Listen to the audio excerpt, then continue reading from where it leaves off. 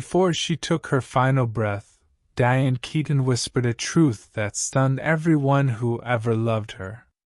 The woman who made millions laugh with her charm and strength finally broke her silence about the pain she carried all her life. It wasn't a scandal, but a confession so raw and heartbreaking that it changed how the world remembered her forever. Diane Keaton was never like the rest of Hollywood. She didn't chase glamour or perfection. She built her identity on honesty, an awkward charm that made people adore her. But behind the laughter and the quirky personality, she was quietly fighting battles that no one ever saw. Born in Los Angeles, Diane grew up watching her mother's quiet creativity and her father's silent struggles. Her mother was her hero, but also her warning. She was a woman with endless dreams that never got to bloom. Diane once said that her mother was the reason she became an artist, but also the reason she feared disappearing into someone else's shadow. When Diane stepped into Hollywood, she didn't fit in. She didn't look or act like the typical starlet. But her uniqueness made her unforgettable. Her performance in Annie Hall wasn't just acting, it was her soul on screen. She played herself, honest, awkward, and vulnerable. The world fell in love with that realness.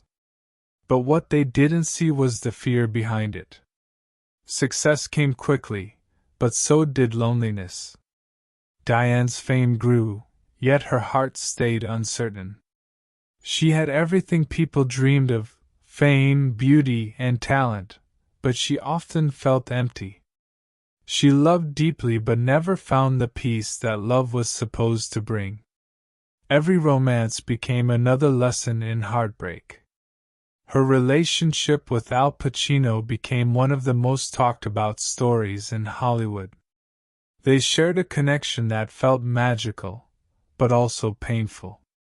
Diane loved him with everything she had, but Al was distant, wrapped in his own world. She once admitted that when she left him, she lost more than a lover, she lost a part of herself. Years later, she still called him the love of her life, even though he never stayed. Her relationships with Warren Beatty and Woody Allen also shaped her life. Woody Allen wasn't just a co-star, he was her creative partner, an emotional mirror. He brought out the best in her, but also reminded her of how fragile love could be in a world where fame always came first. Diane admired him, but she also knew she could never truly belong to anyone. As the years passed, the laughter became a cover. Behind her cheerful interviews and funny one-liners, there was a woman who feared being forgotten. Hollywood celebrated youth, and Diane could feel that celebration moving on without her. Yet she refused to change who she was. She never tried to look younger or act different. She wore her age like truth, even when it hurt. She confessed in one interview that she used to punish herself when she was younger. She developed an eating disorder while chasing an image she thought the world wanted. It took her years to accept herself again. When she finally did, she promised she would never lie to herself again, not even to please Hollywood. Her mother's death left her shattered. When Diane read her mother's journals, thousands of pages filled with dreams and fears, she saw herself in every word. Her mother had wanted to be a writer but never got the chance. Diane realized that she was living the life her mother couldn't, yet still feeling the same emptiness her mother once felt. That realization broke her heart. She started to write about her life, not as a star but as a daughter, a lover, and a woman trying to understand herself. In her memoirs, she didn't hide behind fame. She wrote with brutal honesty, admitting that she had made mistakes, lost herself in love, and spent too many years pretending everything was fine. Fame gave her a voice, but it also trapped her in an image she couldn't escape. People expected her to always be funny, to always be Diane Keaton, the woman in the hat, the one who smiled no matter what. But in private, she often sat alone, questioning what her life truly meant beyond the screen. As she grew older, Diane never married. She once said she feared commitment, but in truth, she feared loss more. She didn't want to depend on someone only to be abandoned again. Yet she always longed for love, a love that wasn't about glamour or success but about being seen for who she really was. When she adopted her 2 children, her life changed completely. They became her reason to smile again. She said they gave her the kind of love that no one in Hollywood ever could. They saw her not as a star, but as a mother, imperfect but real. She confessed that her children healed parts of her she thought would stay broken forever. But even with that love, Diane often reflected on her choices. She spoke about the loneliness that fame brings, how people surrounded her but few truly knew her. Her laughter became armor, her wit became a shield, and behind it all was a woman who quietly longed to be understood. In her later years, Diane became more introspective. She began talking openly about aging, beauty, and the pressure women face in the industry. She said that the greatest lesson she learned was that no one can escape loneliness, not even the most successful.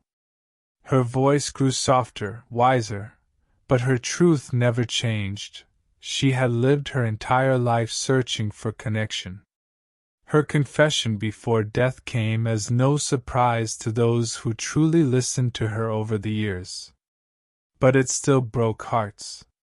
She admitted that much of her life was spent pretending that happiness was easy to find, when in reality it was something she chased but never truly caught.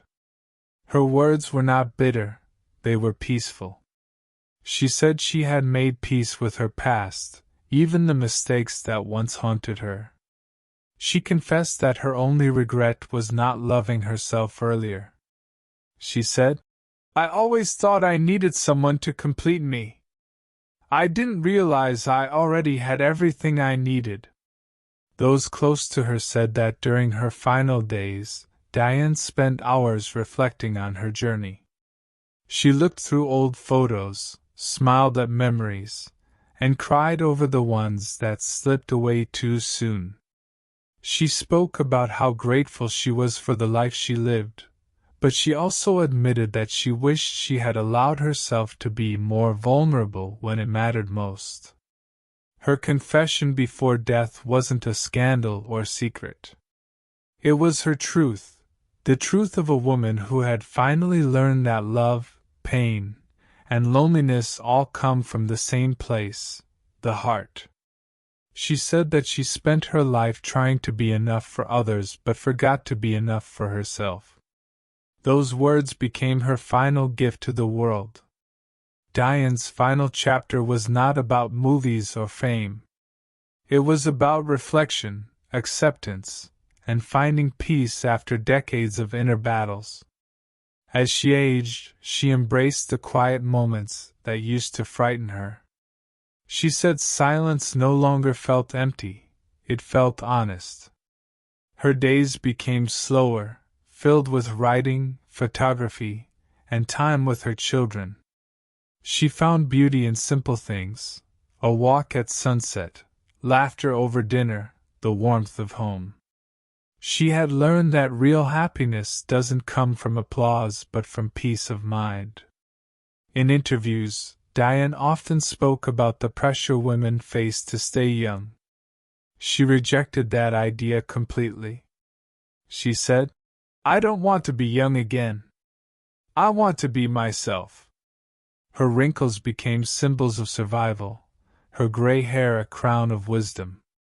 She was proof that beauty never fades, it simply changes shape.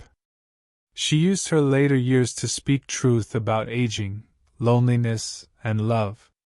She encouraged women to stop apologizing for growing older. Her honesty was refreshing in a world obsessed with perfection. She said that the best thing she ever did was learn to be comfortable in her own skin.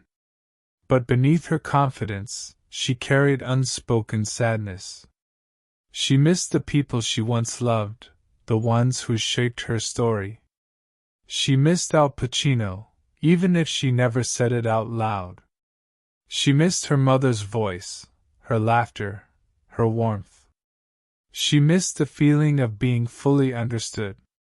Her friends said Diane spent many evenings sitting on her porch, lost in thought. Sometimes she laughed to herself, sometimes she cried softly, and sometimes she just stared at the sky. She said it reminded her that life, no matter how long it lasts, always feels too short. When her health began to decline, she didn't hide it. She faced it the same way she faced everything, with honesty. She talked about death not as something to fear but as something inevitable, something that should be met with peace. She said that the only thing worse than dying was living a life full of lies. Before she died, she spoke one final truth to her closest friends. She said, "I spent years trying to prove I was enough. But I already was. I just couldn't see it." That sentence became the most honest thing she ever said. Her passing was quiet, but it shook the world. Fans wept not just for the actress, but for the woman who had been brave enough to reveal her flaws. She had shown the world that behind every strong smile is a story of pain, growth, and courage. After her death, her children shared that Diane left letters for them, handwritten notes, filled with wisdom, memories, and love. In one letter she wrote, "Don't chase happiness. Build it." In another she said, "If you ever doubt yourself, remember that love is not something to find, it's something to give." Those letters became her final words to the world. Her confession spread across the world, not through tabloids but through hearts. People began rewatching her movies with new eyes. They saw the sadness behind her laughter, the truth behind her humor. Suddenly, Diane Keaton wasn't just a Hollywood star, she was a mirror for everyone who ever hid their pain behind a smile. The truth she confessed before she died wasn't about anyone else. It was about herself. It was her way of freeing her soul from the weight of pretending. She said she no longer wanted to be remembered as the funny one or the quirky one. She wanted to be remembered as someone who lived with courage, even when she was afraid. Her life became a message for everyone who ever felt unseen. She taught that it's okay to be imperfect, to fail, to love, to lose, and still keep going. Her story wasn't about tragedy, it was about survival. In the end, Diane Keaton's greatest confession was that love doesn't always look the way we expect it to. Sometimes it's not in a relationship or success. Sometimes it's in forgiveness, in peace, and in learning to love yourself after a lifetime of doubt. Her final words before death captured everything she ever stood for. "I lived, I loved, I fell apart, and I came back. That's enough." Those words became her legacy. They carried the weight of every broken heart, every lonely night, and every moment of quiet triumph. She may have left this world, but her truth will live forever, a reminder that behind every smile is a story worth telling. Confidence isn't something you're born with. It's something you build, brick by brick, through experience, failure, and courage. And when it comes to English speaking, confidence is the bridge between silence and fluency. You can know every grammar rule, memorize every word, and still freeze when it's time to speak. That's not a language problem, that's a confidence problem. And the good news is, confidence can be trained like a muscle. Think of confidence as energy inside you. Sometimes it's strong, sometimes it's buried deep under fear. Your goal isn't to create confidence, it's to uncover it. Every person who speaks English fluently today once felt nervous. But they learned to channel their anxiety into power. They stopped seeing nervousness as a weakness and started using it as fuel. When you feel nervous before speaking, it means your brain is preparing you. Your heart beats faster, your body gets alert. That's energy being created. You just need to redirect that energy into excitement instead of fear. Say to yourself, "I'm not nervous, I'm ready." It sounds simple, but it changes everything. Because your body doesn't know the difference between fear and excitement. Only your thoughts decide. Confidence is not the absence of fear. It's speaking despite the fear. It's standing up when your voice shakes and realizing it didn't break you. The first time you do that, something shifts inside you. Your brain learns that speaking English doesn't lead to pain, it leads to pride. And from that day forward, your fear begins to lose power. The first key to confidence is self-acceptance. You must accept how you sound, even if your accent isn't perfect. Even if your grammar slips sometimes. Confidence begins when you stop apologizing for being human. You are not a machine built for perfection, you are a person built for progress. Fluency is not about sounding like someone else, it's about sounding like yourself, clearly and confidently. When you accept your own voice, others will too. People don't connect with perfect pronunciation, they connect with authenticity. They feel your emotion, your passion, your honesty. The second key is emotional control. When you let fear rule your emotions, your brain shuts down communication. You forget words, stutter, or lose focus, not because you don't know, but because your emotions take over. To fix that, you must learn to calm your nervous system. Before speaking, take slow, deep breaths. Breathing tells your brain, "I'm safe." When your body feels safe, your mind opens. And when your mind opens, your words return. You can't think clearly in panic, but you can in peace. Confidence grows in calmness. The more you practice relaxation before speaking, the more natural it becomes. Eventually, your brain learns that English isn't a threat anymore, it's just communication. The third key is repetition under pressure. Your confidence rises each time you speak in real situations. You can't read your way into confidence, you have to live your way into it. Start small. Talk to a friend, ask a stranger a simple question, or record yourself speaking. Each small step tells your brain, "I can handle this."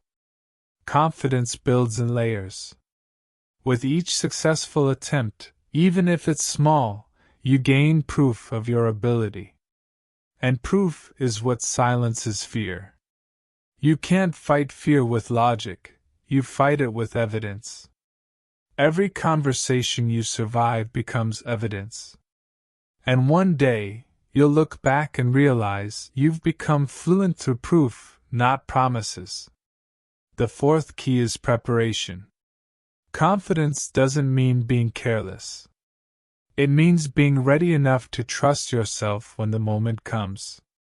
If you know you'll speak English tomorrow, prepare a few phrases today. Think of what you'll say and how you'll say it. Preparation creates comfort, and comfort creates courage. When your brain feels ready, your words flow easily. Because fear lives in uncertainty, but confidence lives in preparation. That's why even professional speakers practice before every talk, not to be perfect, but to feel grounded. The fifth key is focus on message, not mistakes. Fluent speakers don't think about every word they say. They think about what they want to communicate. When you focus too much on grammar, you block natural expression. But when you focus on meaning, your words come naturally. Because communication is not about correctness, it's about connection. If your listener understands you, you've succeeded. Don't destroy your confidence chasing perfect grammar. Build your confidence chasing real understanding. The sixth key is body language. Your posture, eye contact, and gestures speak louder than your words. If you stand tall, look people in the eye, and move with openness, your confidence rises instantly. Your body tells your brain how to feel. So even if you're nervous, act like you're confident.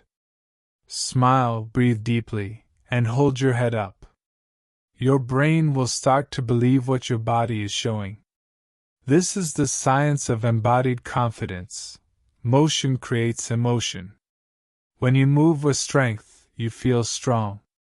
The seventh key is embracing failure. You cannot grow without it. Failure is not the opposite of success. It's part of success. Every fluent speaker has a history of mistakes behind them. They failed, corrected, improved, and kept going. You must see failure as feedback, not defeat. When you fail in English, your brain learns what not to repeat next time. That's how growth happens, through correction, not perfection. If you stop after failure, you stop your progress.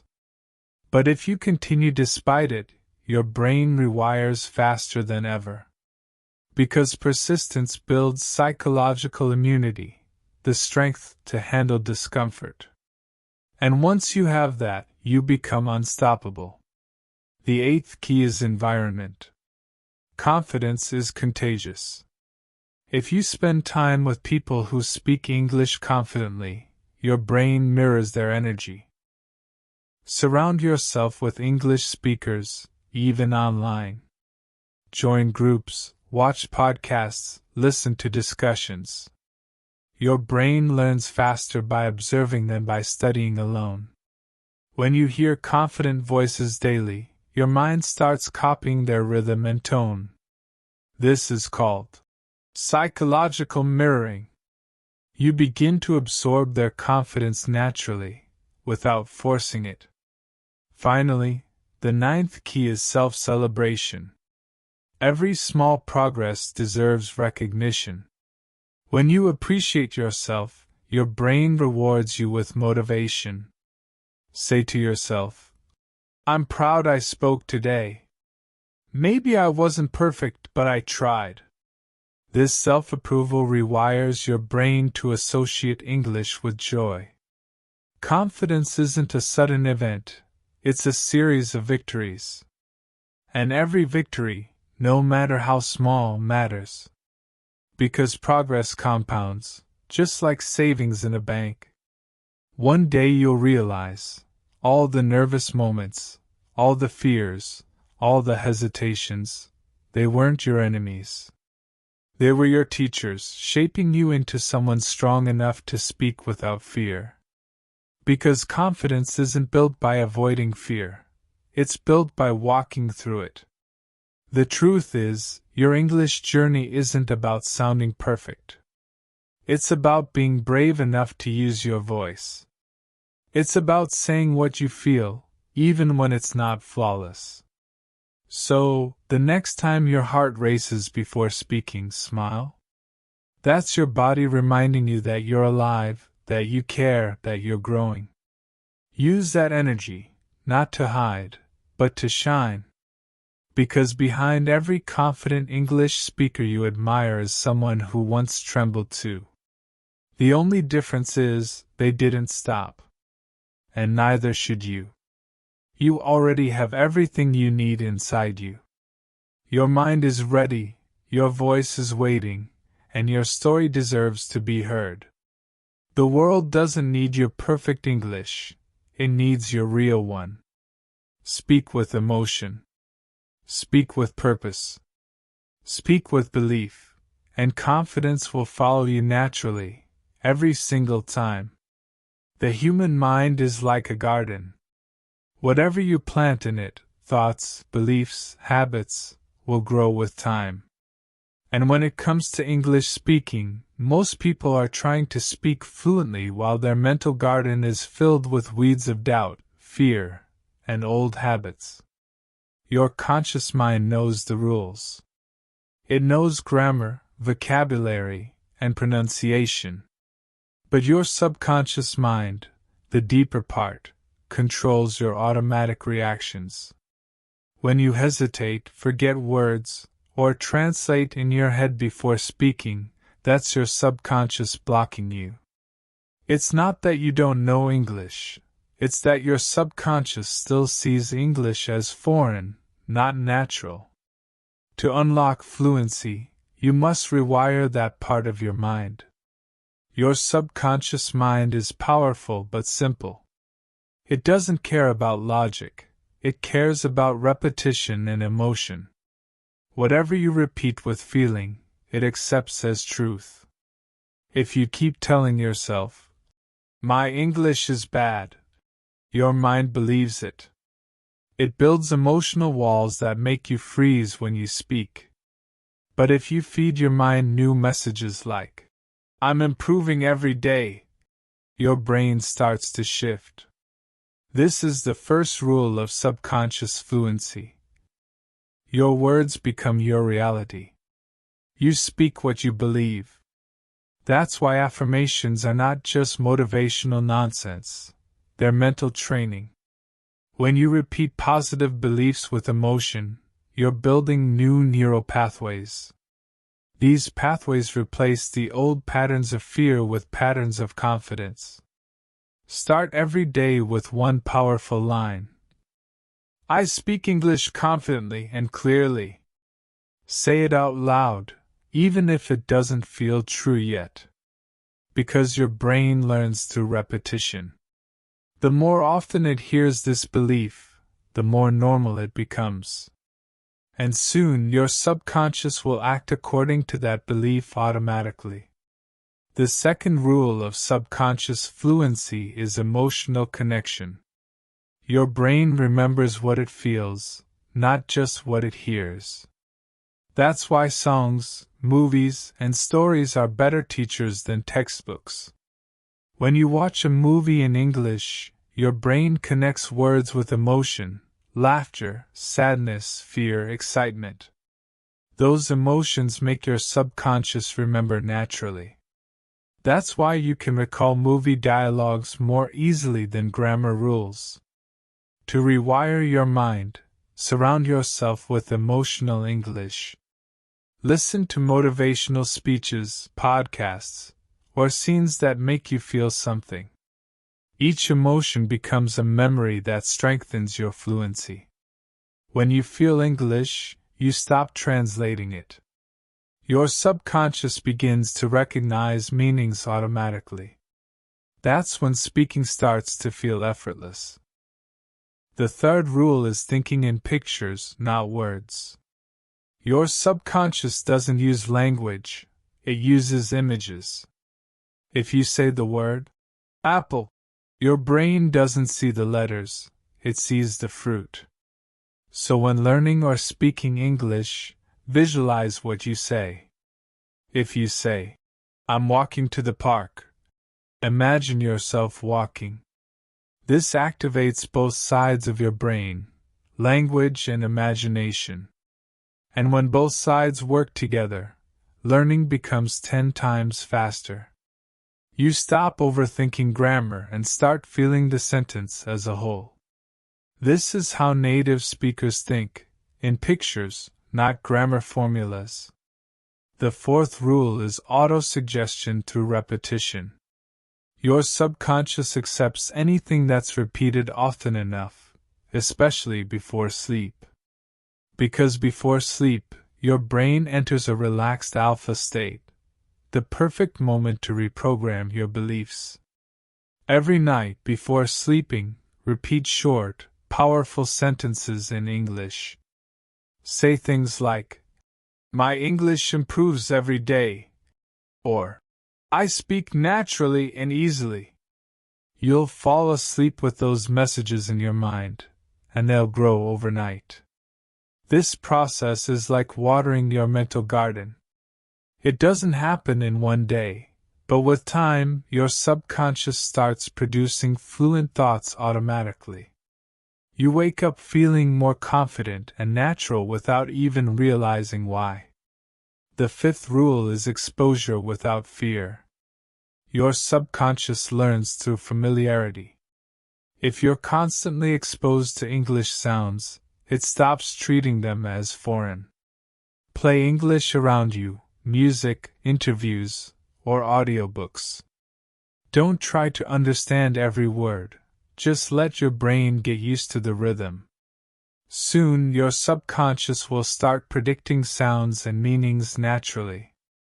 That's how babies learn languages, through constant sound exposure. They don't memorize, they absorb.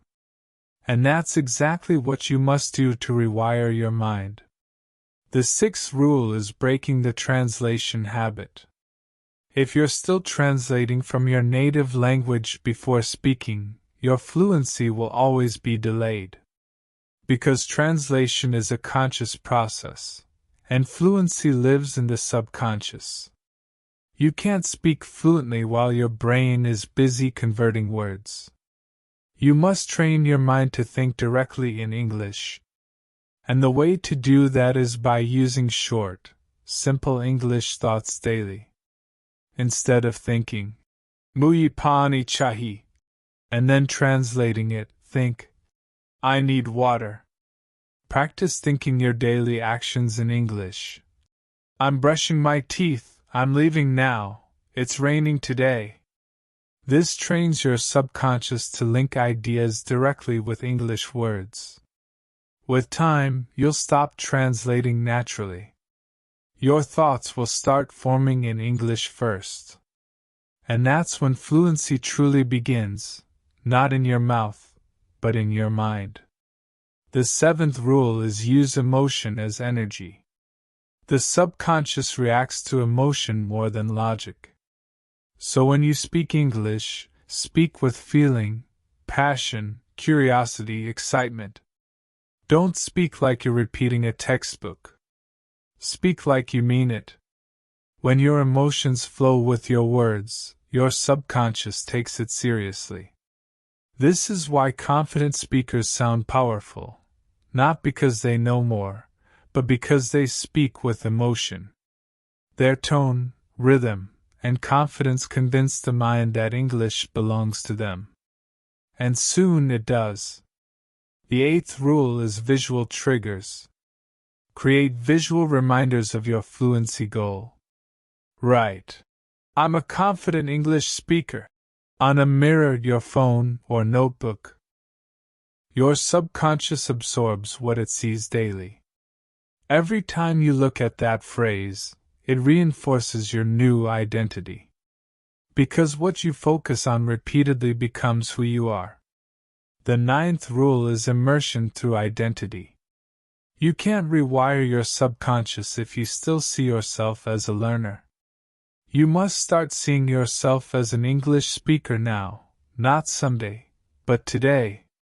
Start telling yourself, "I'm bilingual. I speak 2 languages." This changes your self-image, and your subconscious follows your self-image. Once your identity shifts, your habits will too. You'll start choosing English content, speaking more, and caring less about mistakes. Because your actions always align with how you see yourself. The 10th rule is patience and consistency. Rewiring doesn't happen overnight. It's like training a loyal pet, it needs gentle, daily reminders. Don't rush the process. Speak, think, and live in English a little every day. Even 10 minutes of genuine emotional practice beats hours of robotic study. Because what matters most is not time, but emotion and repetition. Your subconscious responds to energy, not effort. So stay emotionally connected to your goal. You're not learning English anymore, you're becoming English-minded. And when that happens, speaking will feel as natural as breathing. You'll open your mouth, and words will come, not from memory, but from instinct. That's what true fluency is, effortless expression born from deep familiarity. It's not about perfection. It's about alignment between your thoughts, emotions, and voice. So rewire your subconscious with belief, repetition, and feeling. Make English not a subject, but a part of your daily thinking. Because the moment you stop seeing English as a foreign language, it stops behaving like one.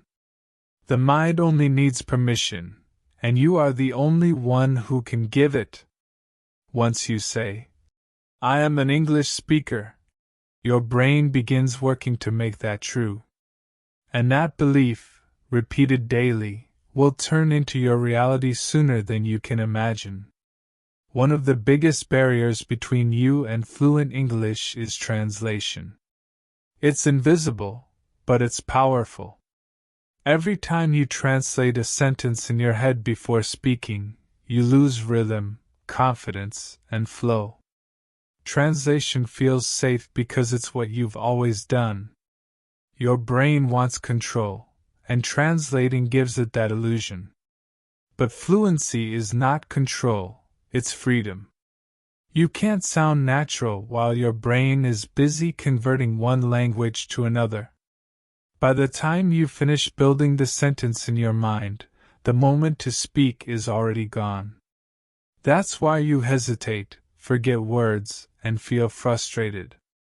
To stop translating, you must train your brain to think directly in English. That doesn't mean forcing it. It means reprogramming it step by step. Because thinking in English is not a talent, it's a habit. The first step is accepting that mistakes are part of thinking. When you think in your native language, you don't worry about being perfect, you just speak. But when thinking in English, fear of mistakes blocks the process. The mind can't think freely while being judged. So stop trying to be perfect when you think or speak in English. Allow broken sentences, pauses, and errors. They're part of the rewiring process. Imagine how a child learns to speak. They don't translate or memorize grammar. They use small words first. I go, I eat, me want. And yet, that's how fluency begins, simple, natural, fearless. You must become that child again in English. Let go of grammar pressure and focus on direct thought connection. Say what you can, not what you can't. The second step is building English zones in your daily life. Your environment shapes your mind. If everything around you is in your native language, your brain will always default to it. Start creating small English zones. Your phone, your notes, your playlists. Set your phone and apps to English. Name household items with sticky notes: mirror, window, door, fridge. Every time you look at those items, your brain links English words to real objects. You stop seeing translation and start seeing meaning. That's the secret. English must connect to reality, not to your native language. The third step is thinking in small English moments. Most people try to think in long, complex sentences. That's a mistake. It overwhelms the brain. Start with one-sentence thoughts. When you wake up, say, I'm awake. When you make tea, say, I'm making tea. When you go outside, say, the weather is nice. These small sentences train your subconscious to react in English. And the more often you do this, the less your brain will translate. At first, your mind will resist. It will whisper, say it in your language, it's easier. But that's exactly when you must continue in English. Because every time you choose English over translation, you're strengthening a new mental pathway. That's neuroplasticity, your brain's ability to rewire itself through repetition. And it works faster than you think. The fourth step is describing your world in English silently.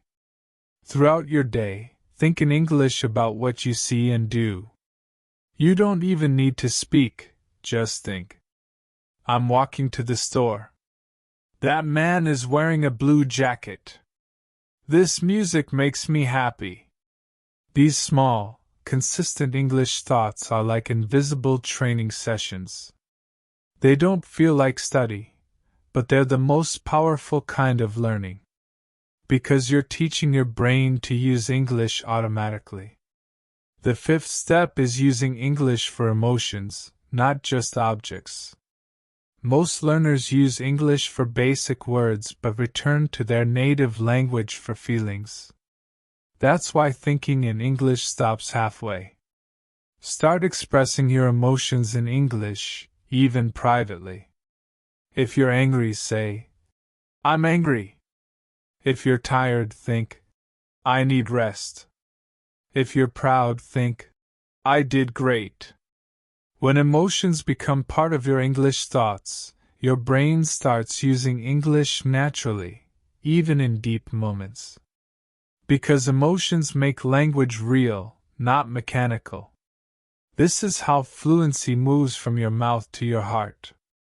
The sixth step is building instant association. Translation happens because your brain links English words to your native language first. To break that chain, you must connect English words directly to meaning. For example, when you hear apple, don't think of your native word for apple. Visualize an apple, red, juicy, round. That's direct association. This method teaches your brain to process English like a native speaker. They don't translate, they see, feel, and react. You must do the same. The seventh step is shadowing native speakers. Shadowing means listening to someone speak in English and repeating at the same time. It's not about understanding every word, it's about rhythm and reaction. When you shadow, your brain stops translating because it doesn't have time. It's forced to process English as sound and emotion. That's when automatic thinking begins.